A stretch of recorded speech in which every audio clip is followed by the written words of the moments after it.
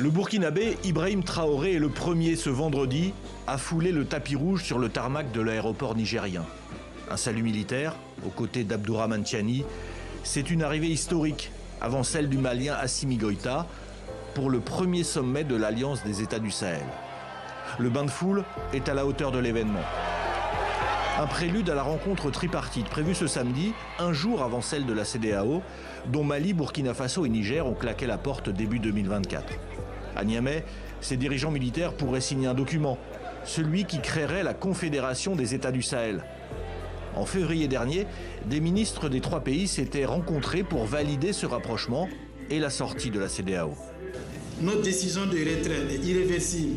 Ni les intimidations, ni les diversions, ni les tentatives de déstabilisation de tous ordres ne sauraient nous détourner de nos objectifs communs de vaincre le terrorisme, mettre nos pays sur les chantiers du développement et exercer notre pleine souveraineté sur tous les plans. Les trois dirigeants évoqueront ce samedi à coup sûr la sécurité.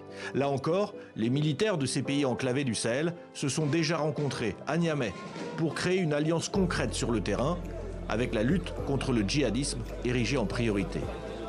Une force conjointe sera opérationnelle dans les plus brefs délais pour prendre en compte les défis sécuritaires dans notre espace. Nous sommes convaincus qu'avec les efforts conjugués de nos trois pays, nous parviendrons à créer les conditions d'une sécurité partagée.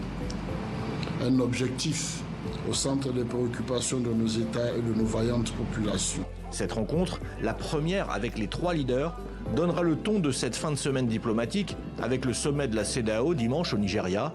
Certains membres de l'organisation, comme le président sénégalais, appellent à une réconciliation avec l'AES.